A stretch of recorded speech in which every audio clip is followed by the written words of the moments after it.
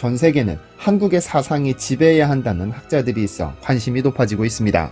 1975년에 사망한 아놀드 토인비라는 영국 출신의 세계 최고 역사학자가 있습니다.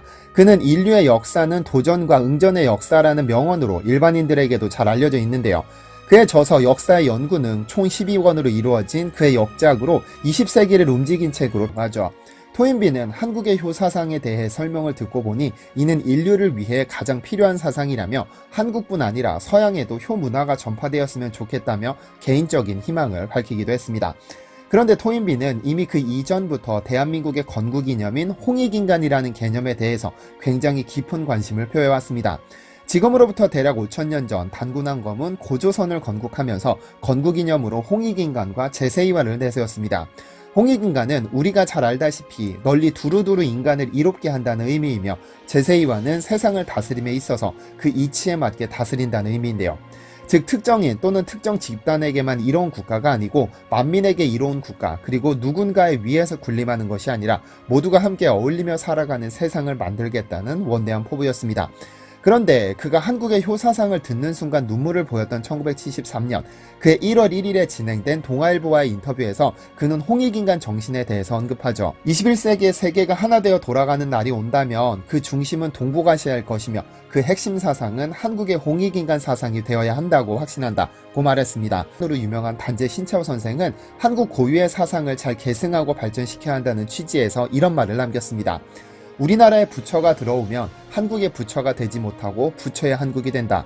우리나라에 공자가 들어오면 한국을 위한 공자가 되지 못하고 공자를 위한 한국이 된다. 우리나라에 기독교가 들어오면 한국을 위한 예수가 아니고 예수를 위한 한국이 되니 이것은 정신은 정신이 돼 노예 정신이라고 말했습니다. 일각에서 이를 두고 종교의 폐해를 지적한 것이라는 평가도 있지만 이는 종교의 폐해를 지적하는 것이 아니라 종교가 통치하는 세상이 아닌 우리 고유의 사상과 정신의 바탕에 하위 개념으로 존재해야 한다는 의미입니다. 즉 5,000년 전부터 계승해온 홍익인간의 이념 아래 종교가 자리해야 한다고 해석할 수 있습니다.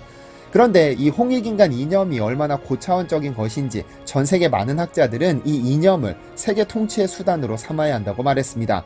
프랑스의 제22대 대통령인 자크 시라크는 한국의 건국 이념이 홍익인간이라는 말을 듣고는 다른 나라는 어려울 때 성인이 등장하는데 한국은 성인이 나라를 세우고 다스렸다고 평가했죠. 살았습니다. 그러면서 그는 동방에서 새로운 빛을 보았다고 말했죠. 그는 말합니다. 한국의 시조인 단군은 민족의 왕이며 아버지이며 주인입니다. 그가 한국 민족에게 내린 헌법, 즉 홍익인간은 가능한 한 많은 사람에게 복을 주는 일입니다. 이후 한국인은 다른 많은 종교를 받아들였지만 단군의 법은 변함없이 5,000년 동안 계속 유지되고 있습니다. 왜냐하면 단군의 법은 그 어떤 신앙과도 모순되지 않기 때문입니다. 그것은 결국 모든 종교나 철학의 이상적인 형태로 최대한의 인간을 위한 최대한의 행복 또는 모든 인류를 위한 행복과 평화입니다. 독일계 오스트리아 학자이면서 발도르프 학교를 설립한 루돌프 슈타이너라는 학자가 있습니다. 19세기 말부터 20세기 초에 유럽 지성계에 큰 영향을 끼친 사상가이자 유럽 최고의 대신비가였던 그는 그의 이름을 딴 서점이 존재할 정도로 대학자로 알려져 있습니다. 그럼 그가 1800년대 말 그의 일본인 제자에게 말했습니다. 인류 문명이 크게 전환하는 대전환기에는 새 문명, 새 삶의 원형을 제시하는 성배의 민족이 반드시 나타나는 법이다. 그 민족은 개인적으로나 집단적으로 탁월한 영성을 지녔으나 외세의 침략과 내부의 폭정으로 끊임없이 억압당해온 과정에서 삶과 세계에 대한 꿈과 이상을 마음에 간직하고 있는 민족이다. 로마가 지배하던 지중해 문명시대의 전환기에는 그 성배가 이스라엘 민족에게 있었으나 그때보다 훨씬 더 근본적인 전환기에 이르는 현대에는 그 민족이 극동아시아에 있다. 그 이상은 나도 잘 모른다. 이제 그 민족을 찾아 경배하고 최선을 다해 그들을 도우라고 말이죠. 그 일본인 제자는 현재 일본 인지학회 회장 다카하시 이와오입니다. 그 민족이 자신의 조국인 일본일 것이라 생각했지만 극동국가를 자세히 살펴보다 우연히 한국사와 동학사를 읽던 중 큰 전율과 함께 그 민족이 바로 한민족임을 깨달았다고 합니다. 성배국가인 이스라엘이 현재의 한국이고 로마가 미국이라는 깨달음을 얻었다고 하는데요. 전 세계에서 가장 큰 영향력을 미치는 민족이 있습니다. 바로 유태인인데요. 그럼에도 정체성으로 똘똘 뭉친 유태인은 현재 전 세계에서 가장 큰 영향력을 발휘하는 민족이 되었습니다. 70억 인구 중 현재 유태인은 대략 1,700만 명으로 추산되는데 이들은 전 세계 경제, 문화, 사회, 금융 모든 분야를 장악하고 있죠. 우리가 잘 아는 유태인만 하더라도 공산주의를 창시한 칼 마르크스, 정신분석학의 대부 지그문트 프로이트, 촘스키, 조지 소로스, 키신저뿐 아니라 노스트라다무스, 로스차일드 가문 등이 있습니다. 익숙하지 않다면 이런 유태인들도 있습니다. 아메리카 대륙을 최초로 발견해 대항해 시대를 연 콜럼버스, 핵무기의 아버지 오펜하이머, 역사상 가장 똑똑했던 천재 아인슈타인, 주라기 공원을 탄생시킨 스티븐 스필버그, 구글을 창업한 레리 페이지, 페이스북 창업자 마크 주커버그 등등 전 세계에 굵직한 족적을 남긴 이들은 전부 유태인입니다. 이렇듯 온갖 핍박과 고난을 이겨내고 오로지 정체성만으로 존재하지만 세계를 쥐고 흔드는 민족이 바로 유태인입니다. 그런데 21세기 대전환기에 들어서면 유대인들이 차지하던 위치를 한민족이 차지한다는 것이 바로 슈타이너의 예언입니다. 한국 역시 유태인이 그랬던 것만큼이나 많은 핍박을 견뎌왔습니다. 그런데 어쩌면 한반도는 우리가 생각했던 것보다 인류사에 더 큰 영향을 끼쳐오고 있는지도 모릅니다. 집단 생활을 시작하면서 발전한 청동기 문명이 한반도에서 전 세계로 뻗쳐나갔다는 증거가 발견되고 있으니까요. 그 극동지역은 고조선의 영토이며 인류 문화가 고조선에서 기원했다는 명백한 증거라고 하죠.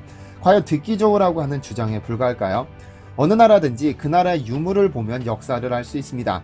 우리나라는 역사적으로 수많은 침략과 침탈로 많은 유물이 탈취당했지만 전 세계에서 가장 많은 청동기 유물과 고인돌이 남아있는 나라입니다.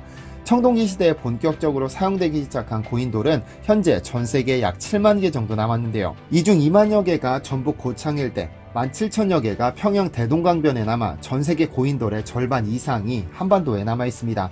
이에 유네스코는 지난 2000년 전북 고창, 전남 화순, 인천 강화 등을 세계 문화유산으로 지정했죠. 특히 요즘 같은 최첨단 시대에도 만들기 어렵다는 여러 꼭지 잔줄무늬 청동거울과 너무 흔해 국립박물관은 물론 대학박물관에서도 무수히 볼 수 있는 청동검이 있습니다.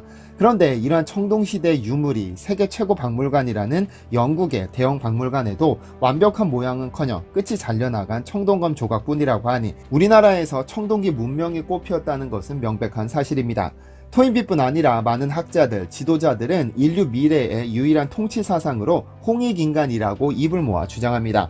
그만큼 최대 인류의 최대 행복을 위해 반드시 필요한 사상이라는 것이죠. 그리고 이는 그 어떤 종교, 문화, 사상, 철학과도 부딪힘 없는 유일한 개념입니다. 자크 시라크 전 프랑스 대통령의 말처럼 위기에서 태어난 성인의 가르침을 받는 국가가 아닌 성인이 세우고 다스린 한국이 진짜로 미래의 주인으로 거듭납니다. 한민족의 최전성기 고조선을 아시나요? 초대 환웅이 배달국을 건국한 지 1500여 년, 18세 거불단 환웅천왕에 이르러 배달국은 그 역사에 막을 내리게 됩니다. 마지막 환웅이 세상을 떠나고 단군 왕검이 38세가 되던 BCE 2333년에 천재의 아들로 추대되어 제위에 올랐습니다. 초대 단군은 배달국 말기에 혼란을 잠재우고 구한족 전체를 하나로 통일하여 조선을 열었습니다.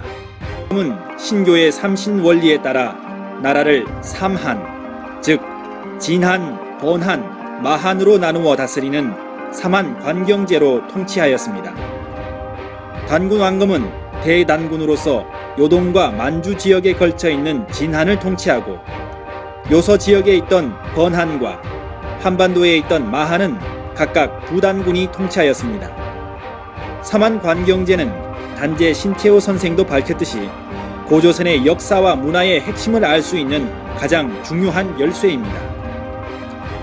고조선은 문헌 기록으로 보나 유물로 보나 한반도에서 요서에 이르는 드넓은 땅을 차지한 동북아시아의 대국이었습니다. 고조선 대표 유물인 비파형 동검은 요서, 요동, 만주 및 중국의 하북성, 산동성, 그리고 한반도 전역에서 출토되었습니다. 고조선의 영역이었던 만주와 한반도에 많이 남아 있습니다. 한반도에서 발견된 고인돌 만도, BCE 2000년 이전의 것으로 밝혀져 문헌에 나온 고조선의 계곡을 뒷받침하고 있습니다. 고조선 영토는 동쪽으로 한반도의 동해, 북쪽으로 흑룡강을 지나 시베리아에 이르고 남쪽으로는 큐슈와 일본, 서쪽으로는 몽골에 이르렀습니다. 고조선은 동북아의 강대국으로서 70여 개의 크고 작은 제후국을 거느렸습니다.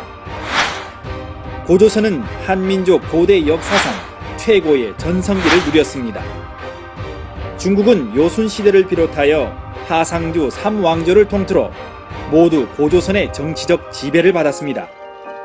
당시 일본의 역사 또한 고조선과 밀착되어 있습니다. 고대 일본사는 한민족이 이주하여 개척한 역사였습니다.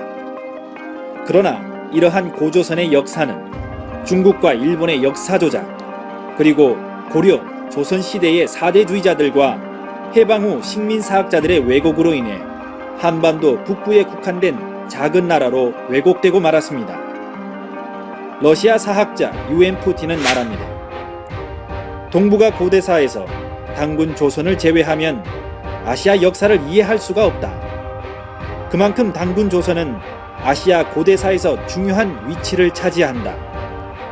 일본이나 중국은 없는 역사도 만들어내는데 당신들 한국인은 어째서 있는 역사도 없다고 그러는지 도대체 알 수 없는 나라이다. 신화와 이야기로 알려진 단군 조선. 그러나 그 속에 47군의 단군이 2096년 동안 다스렸던 고조선의 역사가 있었습니다.